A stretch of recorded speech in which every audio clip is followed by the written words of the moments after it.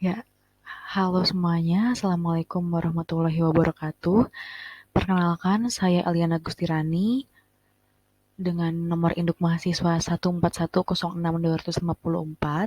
Pada kesempatan kali ini izin mempresentasikan hasil proposal saya yang ditulis untuk memenuhi mata kuliah metode penelitian kuantitatif dengan judul Pengaruh Komunikasi Persuasif TikTok Live Something terhadap keputusan pembelian produk something di TikTok Shop pada mahasiswa-mahasiswi Ilmu Komunikasi UNJ. Baik, saya izin melanjutkan presentasi saya. Ya, baik. Di bagian pertama ini adalah pendahuluan. Baik, saya izin membacakan di bagian latar belakang terlebih dahulu. Pada tahun 2012, dunia sudah diprediksi akan didominasi oleh kehadiran smartphone. 10 tahun berjalan, perkembangan teknologi terbukti berkembang sangat pesat. Per Januari 2023, berdasarkan data We Are Social dari Simon Camp tahun 2023, 99,4% dari 212,9 juta penduduk Indonesia yang menggunakan internet dapat terhubung dengan internet melalui smartphone.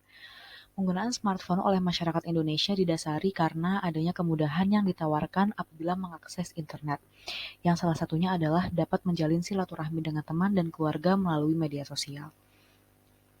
167 juta dari 212,9 juta penduduk Indonesia yang terhubung ke internet merupakan pengguna media sosial.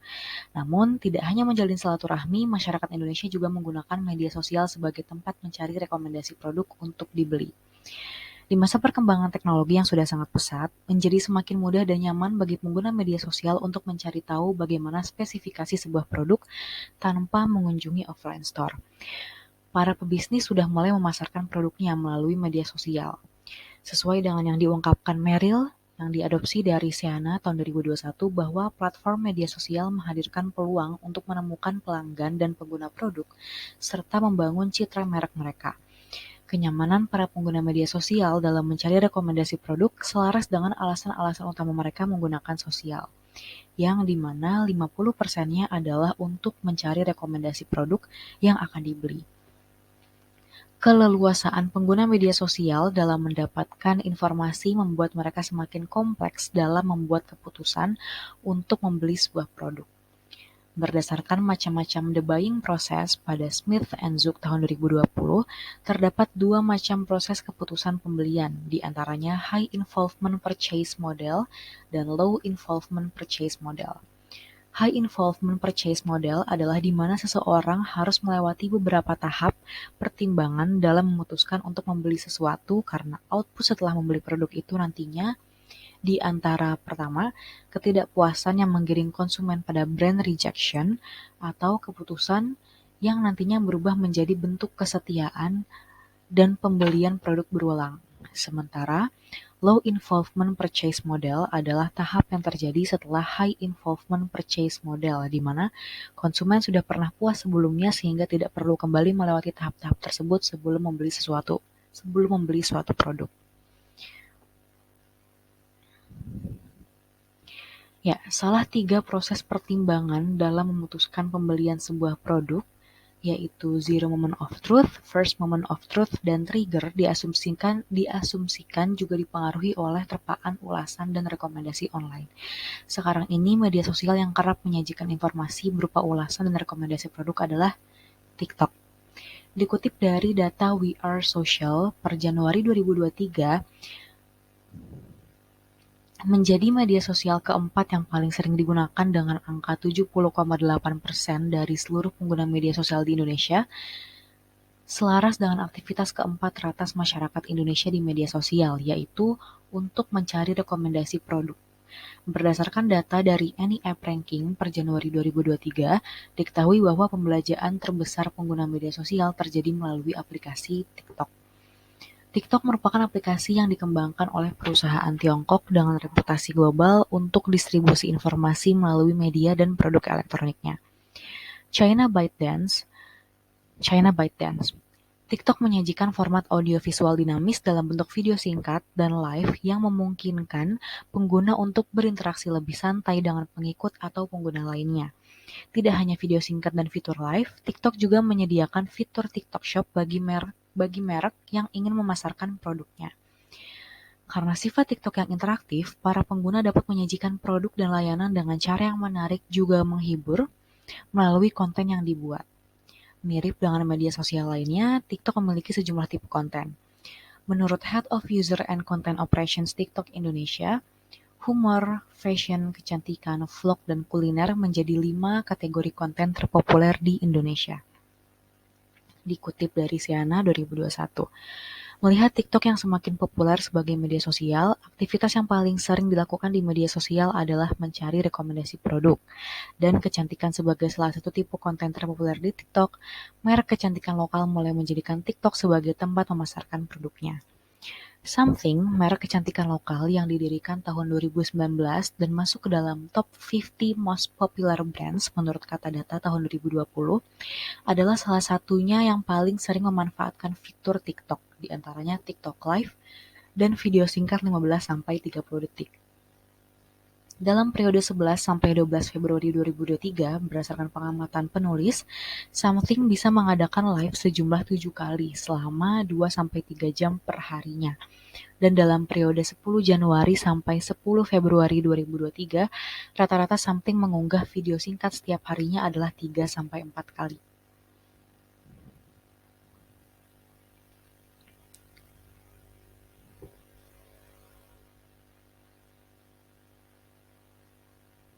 Ya, Something menjadikan TikTok sebagai tempat memasarkan produknya secara optimal dan memperoleh followers lebih banyak dibandingkan lokal brand lainnya yang didirikan pada tahun yang sama. TikTok sangat populer di kalangan remaja dan anak muda karena mereka memiliki kebiasaan konsumsi media yang berbeda dan lebih resisten terhadap iklan tradisional di media konvensional yang pada dasarnya telah mereka tinggalkan. Karenanya, penelitian ini berfokus pada mahasiswi ilmu komunikasi UNJ. Untuk poin selanjutnya adalah perumusan masalah. Menurut Naresh Kamalhotra di tahun 2020 dalam bukunya, normalnya rumusan masalah yang merinci banyak aspek harus ditulis. Jika rumusan masalah belum dikembangkan, tujuan penelitian harus dijelaskan secara rinci. Maka dari itu di sini penulis berniat untuk menuliskan perumusan masalah dan berdasarkan latar belakang penelitian yang telah disajikan sebelumnya, rumusan masalah penelitian ini adalah apakah ada pengaruh komunikasi persuasif TikTok Live Something terhadap keputusan pembelian produk Something di TikTok Shop pada mahasiswa-mahasiswi ilmu komunikasi UNJ.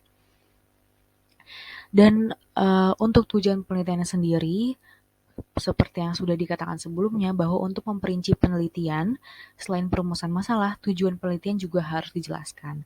Adapun tujuan penelitian ini berdasarkan rumusan masalah yang ada adalah untuk mengetahui adakah pengaruh komunikasi persuasif TikTok Live Something terhadap keputusan pembelian produk Something di TikTok Shop pada mahasiswa-mahasiswi ilmu komunikasi UNJ. Baik, di slide selanjutnya adalah manfaat penelitian. Terdapat 2 manfaat penelitian pada penelitian ini. Yang pertama adalah manfaat akademis. Penelitian ini diharapkan dapat memberikan pengetahuan dan wawasan baru kepada pembaca dengan menunjukkan bahwa paparan informasi yang berasal dari komunikasi persuasif akun media sosial memiliki peran dalam keputusan konsumen untuk membeli suatu produk. Selain itu, penelitian ini juga diharapkan dapat memberikan kontribusi dalam bentuk pengembangan komunikasi persuasif, khususnya dalam pembentukan keputusan pembelian konsumen. Yang kedua adalah manfaat praktis. Penelitian ini dirancang untuk menjadi sumber bagi pembaca yang mencari referensi, sumber bagi pelaku bisnis yang ingin memanfaatkan TikTok Live sebagai media pemasaran, dan juga sebagai bahan evaluasi untuk TikTok dalam mengembangkan fitur live-nya. Baik, selanjutnya adalah kita masuk ke landasan teori. Landasan teori ini dimulai dengan konsep yang pertama di poin 2.1. Konsep.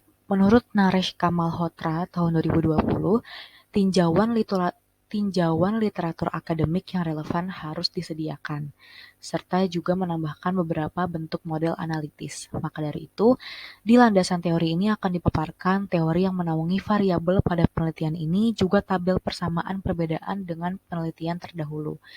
Berikut ini dipaparkan beberapa teori yang menaungi variabel pada penelitian ini. Baik, yang pertama adalah Elaboration Likelihood Theory.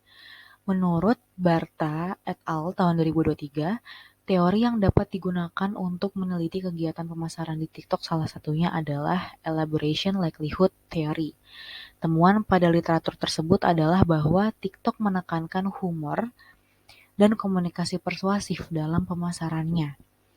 Elaboration Likelihood Theory adalah teori yang diciptakan dan dikembangkan oleh psikolog negara bagian Ohio, Richard Petty, bersama rekannya di University of Chicago, John Cacioppo. Mereka memulai upaya penelitian yang intens untuk menentukan cara terbaik bagi seseorang untuk meyakinkan orang lain. Dan hasilnya adalah mereka menemukan bahwa cara tersebut bergantung pada dua jalur konseptual, menunjuk penyesuaian sikap mana yang dipilih komunikan. Dua jalur tersebut disebut sebagai rute sentral dan periferal. Rute sentral memerlukan elaborasi pesan. Elaborasi didefinisikan sebagai seberapa menyeluruh seseorang dalam mempertimbangkan poin-poin yang relevan dengan masalah yang disampaikan dalam komunikasi persuasif. Orang-orang yang memilih rute sentral akan dengan hati-hati mempelajari ide-ide, mencoba mencari tahu apakah ide-ide tersebut memiliki validitas dan memikirkan konsekuensinya dalam upaya mengasimilasi informasi baru secara masuk akal. Elaborasi membutuhkan upaya kognitif tingkat tinggi, sementara rute periferal adalah jalan pintas mental yang memungkinkan orang menerima atau menolak pesan tanpa pemikiran aktif tentang kualitas sebuah masalah atau objek pertimbangan. Alih-alih melakukan upaya kognitif yang cukup besar, komunikan mengandalkan sejumlah indikasi untuk membuat keputusan cepat pada rute periferal.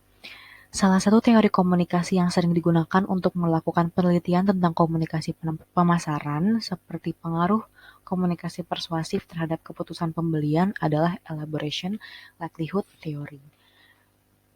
Asumsi tersebut didasarkan oleh Suryanto et al. Tahun 2021.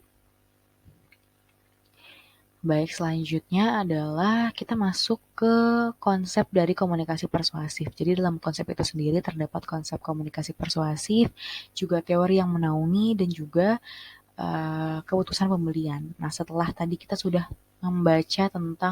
mengetahui tentang elaboration likelihood theory, selanjutnya adalah kita ke variabel X, yaitu komunikasi persuasif.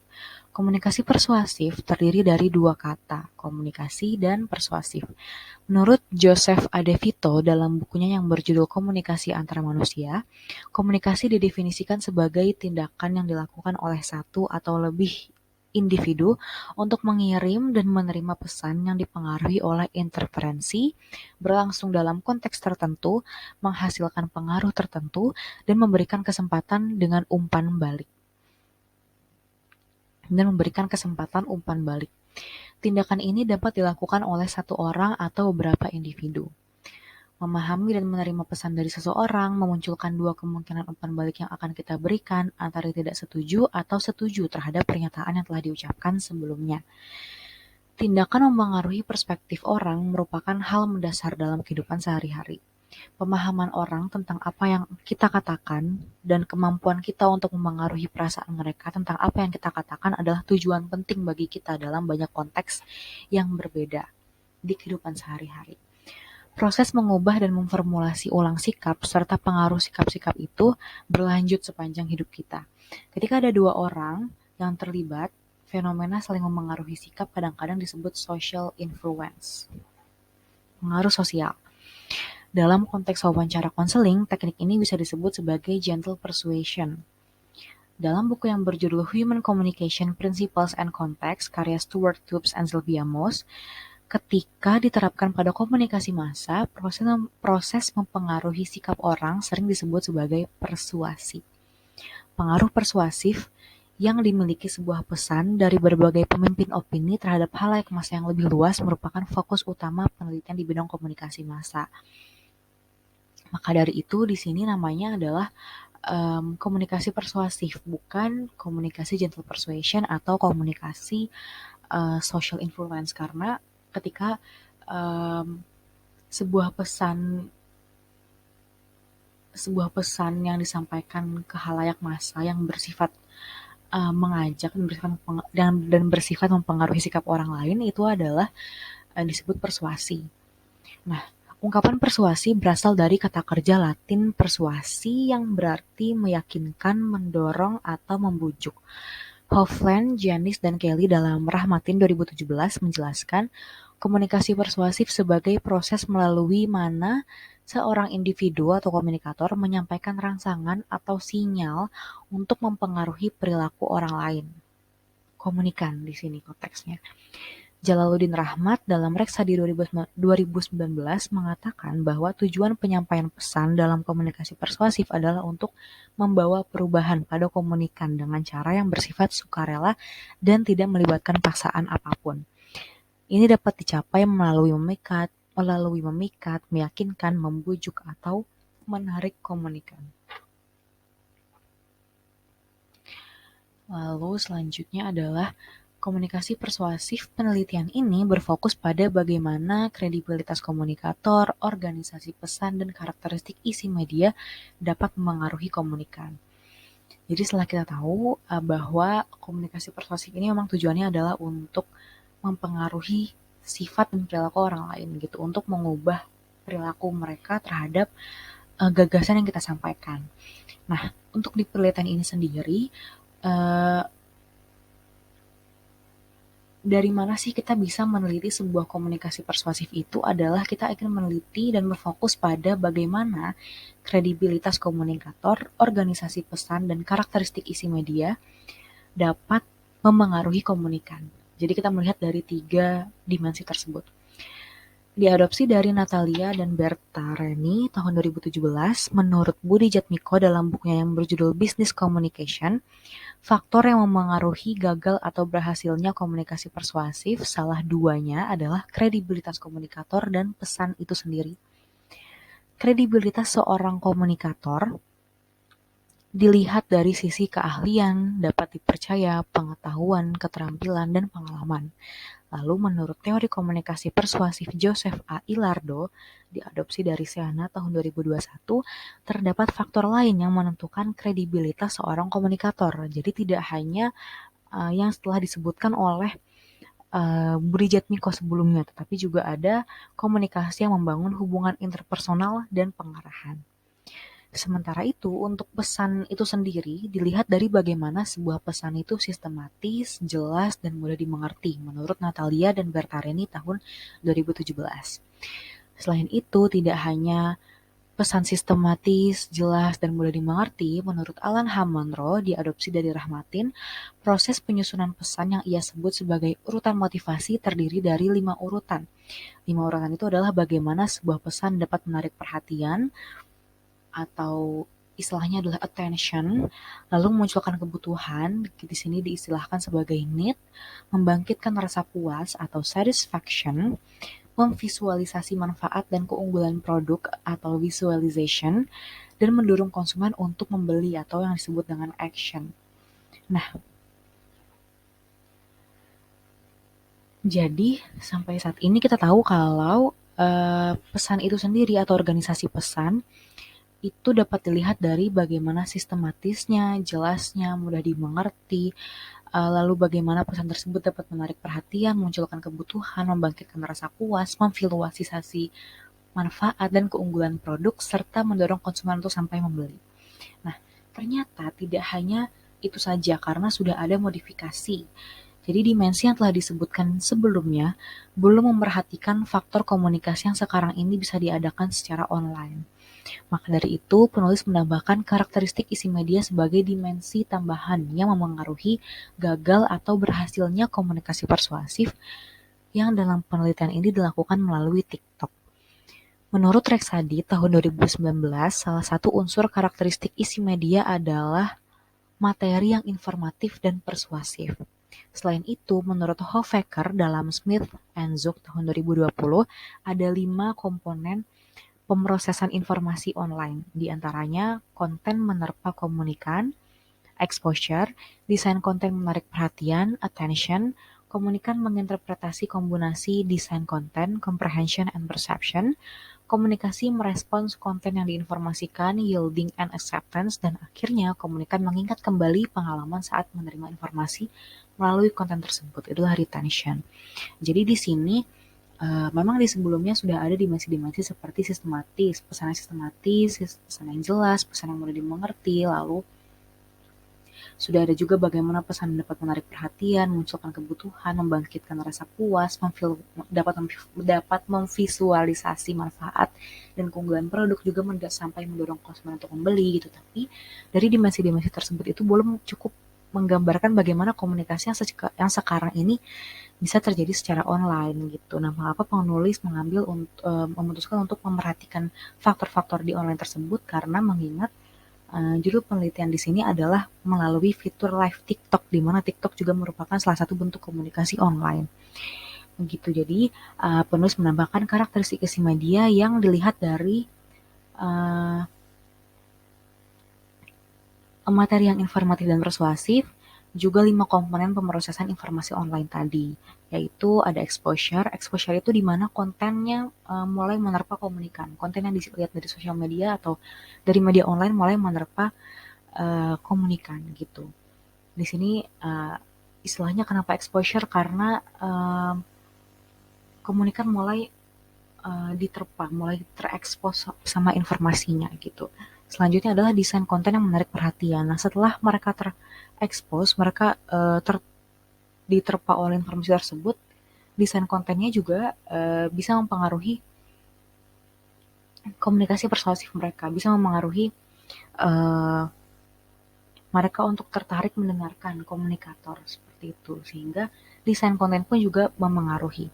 Lalu komunikan menginterpretasi kombinasi desain konten. Jadi setelah mereka melihat, kalau misalnya mereka tertarik dengan desain konten yang mereka lihat, maka mereka akan menginterpretasi kombinasi tersebut, menginterpretasi kombinasi desain tersebut. Misalkan kalau misalkan warnanya cerah, atau dengan warna-warna yang seperti kuning, biru cerah, pink, atau dengan cara-cara yang menarik, dengan warna-warna yang menarik perhatian, maka mereka akan secara tidak langsung menyerap informasi tersebut dan tertarik untuk terus stay di konten tersebut gitu. Lalu setelahnya adalah komunikan merespons konten yang diinformasikan. Komunikan mulai merasa terlibat dan ingin merespons konten yang ada, yang mereka lihat gitu, karena desainnya udah menarik perhatian gitu, dan mereka sudah terekspos tadi oleh informasi tersebut. Lalu desainnya juga menarik perhatian, sehingga dia merasa sudah terlibat di situ gitu. Dan akhirnya kemudian komunikan mengingat kembali pengalaman saat menerima informasi melalui konten tersebut. Nah, saking menarik perhatiannya dan berkesan untuk komunikan sampai bisa ada gitu pengalaman di mana dia mengingat kembali pada saat mereka menerima informasi melalui konten yang telah mereka lihat tadi.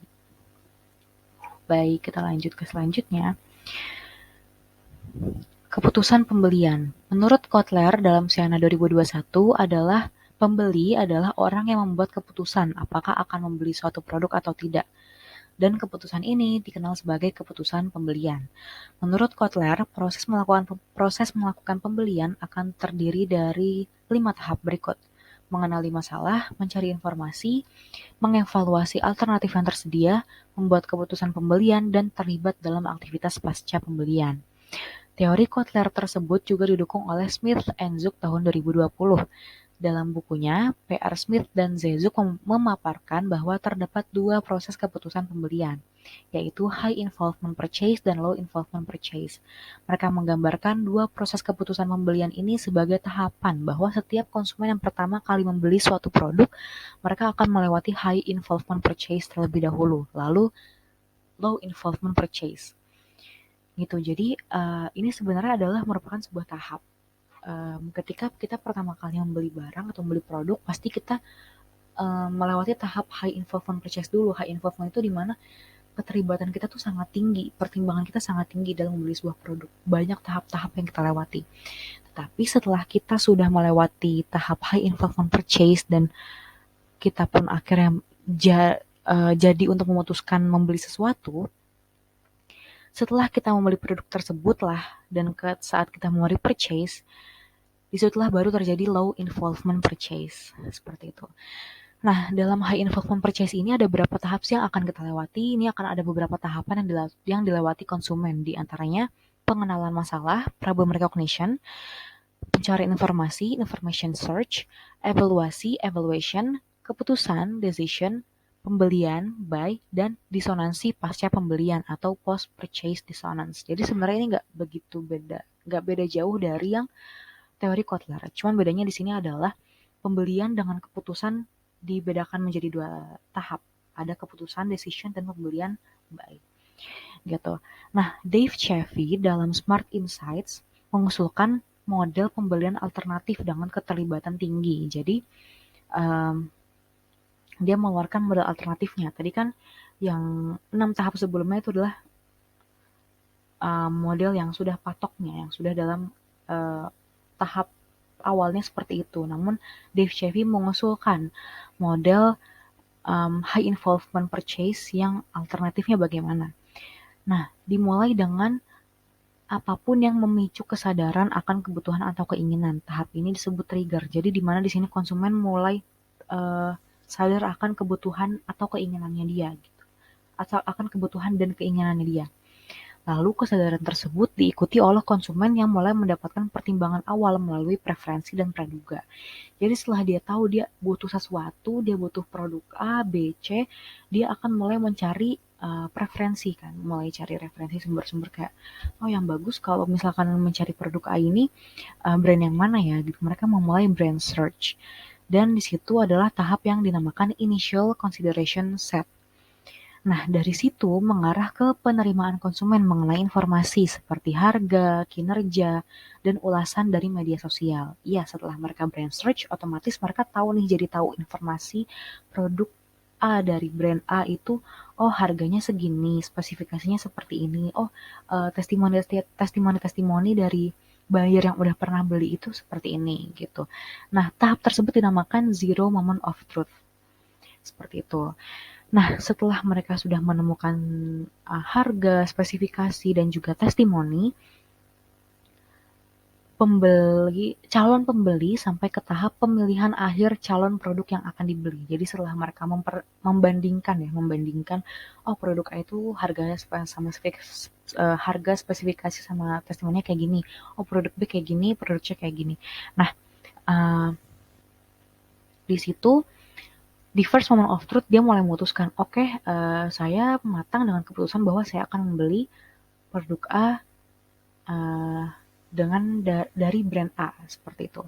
Nah, hingga momen pembelian. Nah, setelah dia memutuskan setelah dia minat beli, baru dia memutuskan. Nah, disinilah tahap dimana terjadi purchase decision. Nah, hingga akhirnya yang terakhir adalah membuka bungkus, membuka kotak, dan menggunakan produk yang dinamakan second moment of truth. Nah, setelah second moment of truth inilah ketika konsumen mau repurchase, itulah baru terjadi low involvement purchase. Baik. Nah, menurut akar yang diadopsi dari Choi Rina tahun 2021, juga terdapat faktor kemantapan membeli dan kesesuaian atribut dan keinginan dalam keputusan pembelian. Maka dari itu, dimensi keputusan pembelian yang akan diteliti adalah dengan menggabungkan yang sudah disebutkan sebelumnya. Dimensi keputusan pembelian yang akan diteliti adalah trigger, pengenalan kebutuhan dan keinginan, initial consideration set, pencarian dan pemenuhan kebutuhan informasi, zero moment of truth, penerimaan informasi spesifikasi produk, first moment of truth, pemilihan calon produk, dan purchase decision, kemantapan dan keputusan membeli. Baik, selanjutnya landasan teori. Di sini saya mendefinisikan variabel X dan variabel Y. Variabel X-nya adalah menurut Malhotra, sesuai desain penelitian, terdapat berbagai macam penelitian. Secara garis besar, penelitian ini termasuk kepada penelitian konklusif karena bertujuan untuk menguji teori atau menganalisis hubungan antara dua variabel dan bermetode kuantitatif.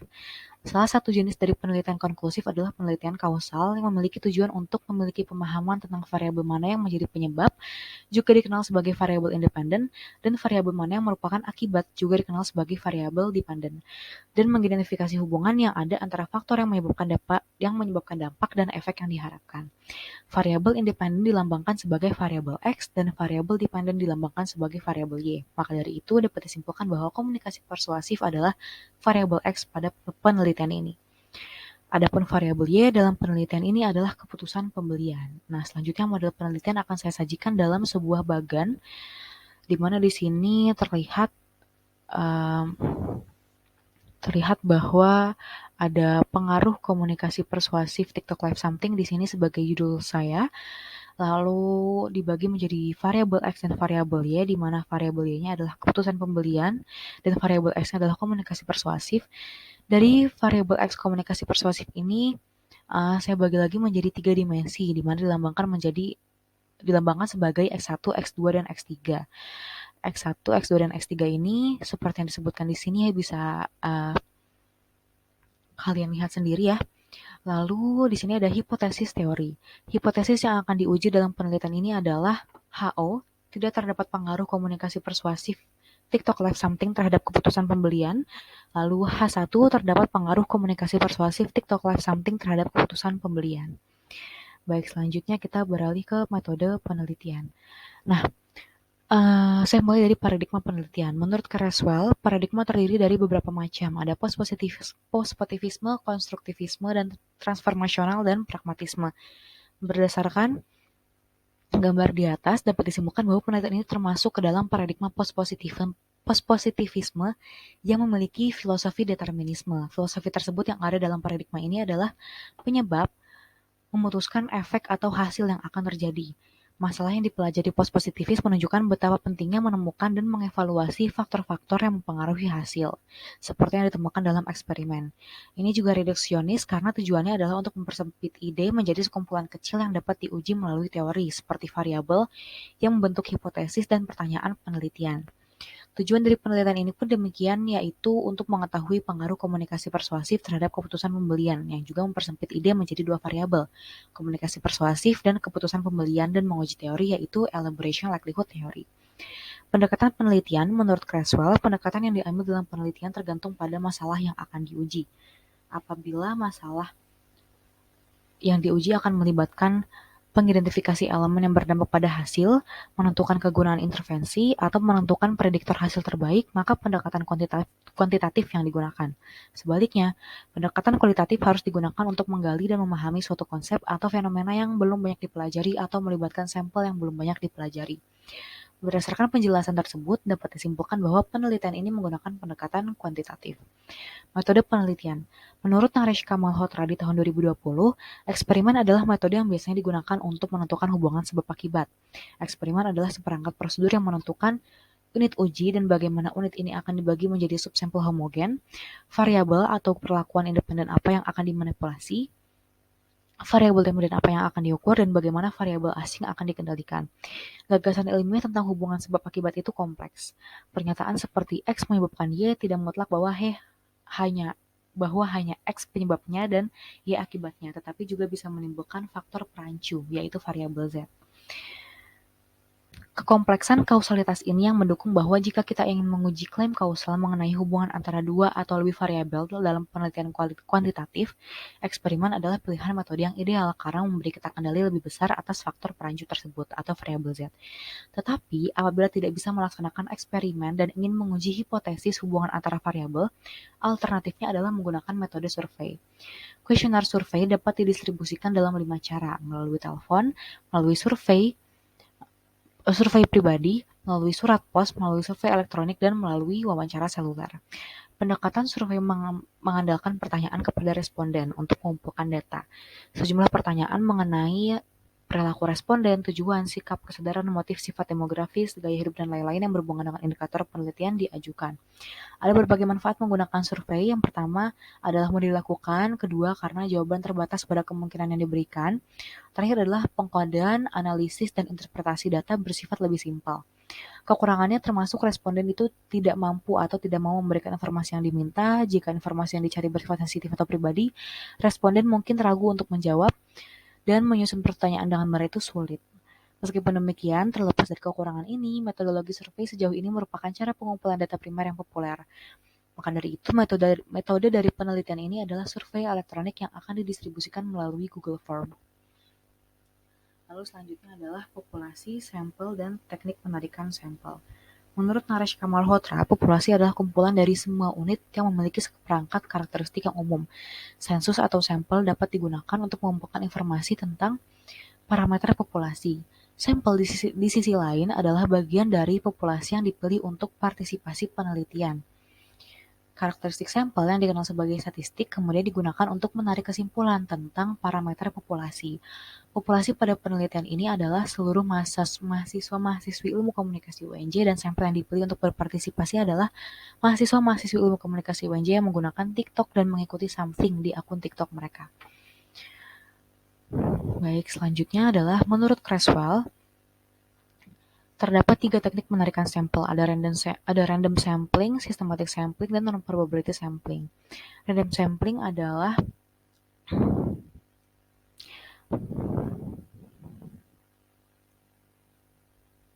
non-probability sampling adalah teknik penarikan sampel yang sudah didasari kriteria dan ketersediaan mereka. Berdasarkan Malhotra, non-probability sampling dibagi menjadi beberapa jenis, yaitu convenience sampling, judgmental sampling, quota sampling, dan snowball sampling. Judgmental sampling adalah semacam convenience sampling di mana komponen populasi dipilih tergantung pada kebijaksanaan peneliti. Responden yang akan dimasukkan dalam sampel dipilih oleh peneliti menggunakan penilaian atau keahlian karena dia merasa item tersebut mewakili populasi yang diminati atau sebaliknya dapat diterima.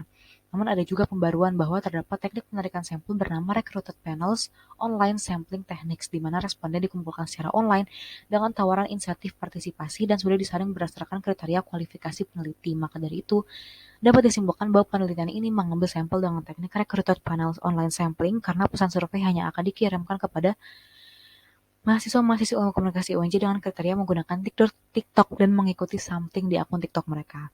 Ukuran sampel. Jumlah item yang akan dimasukkan dalam penelitian ini disebut sebagai ukuran sampel. Penentuan ukuran sampel merupakan proses yang sulit yang menggabungkan berbagai variabel kualitatif dan kuantitatif. Faktor kualitatif penting yang perlu dipertimbangkan saat menentukan ukuran sampel meliputi pentingnya keputusan, sifat penelitian, jumlah variabel, sifat analisis, ukuran sampel yang digunakan, tingkat kejadian, tingkat penyelesaian, dan kendala sumber daya. Berdasarkan faktor kualitatif yang sudah ada, peneliti memutuskan untuk mengambil sampel sebanyak 100 dari 400 mahasiswa-mahasiswi ilmu komunikasi UNJ. Namun, sampel juga harus dihitung melalui formula kuantitatif. Berdasarkan Shannon, nilai toleransi dimulai dari 1-10% dan penentuan jumlah sampel dapat dihitung melalui rumus Levin. Sesuai hasil perhitungan, responden yang akan dijadikan sampel penelitian adalah sebanyak 80 orang. Hipotesis riset. Dalam studi kuantitatif, peneliti menggunakan pertanyaan dan hipotesis, serta tujuan untuk menentukan dan memusatkan tujuan penelitian secara sempit. Pertanyaan penelitian kuantitatif menanyakan tentang hubungan antara variabel yang ingin diketahui oleh peneliti. Hipotesis kuantitatif di sisi lain adalah prediksi yang dibuat oleh peneliti mengenai hasil prediksi dari interaksi variabel.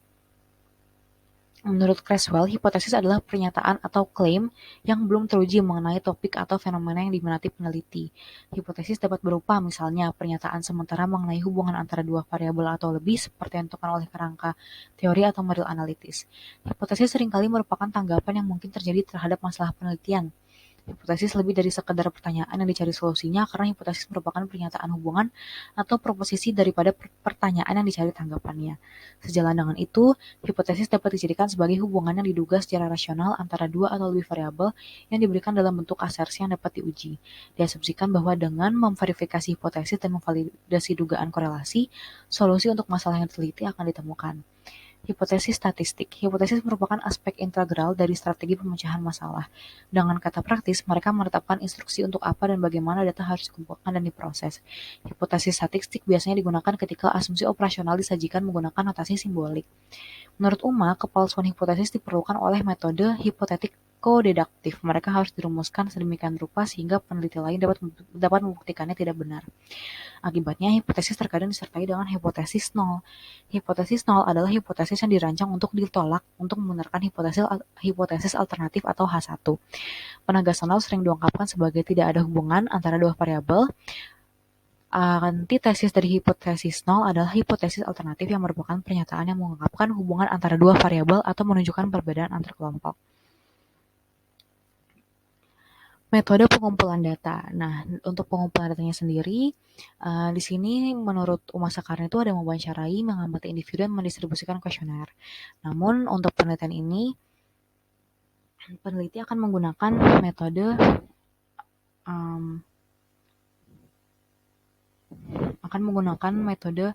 kuesioner.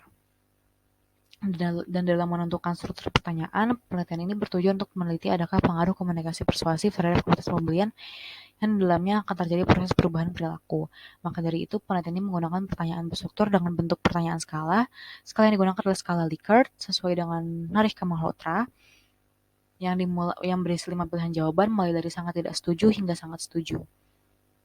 Selanjutnya, metode pengukuran data terdapat validitas dan reliabilitas. Validitas di sini penulis memutuskan untuk memakai Pearson's Product Moment Correlation yang dimana nanti hasilnya akan berdasarkan penghitungan pada aplikasi SPSS dengan syarat koefisien signifikan nanti. Lalu reliabilitas menggunakan Cronbach's alpha dengan juga hasil dari penghitungan aplikasi SPSS. Lalu metode penelitian. Di sini ada metode analisis data, ada analisis univariat dan analisis bivariat. Analisis univariat pada penelitian skala interval berdasarkan Narishka Malhotra, maka mean lah yang digunakan atau nilai rata-rata, karena mean adalah ukuran tendensi sentral yang paling banyak digunakan ketika data dikumpulkan menggunakan skala interval.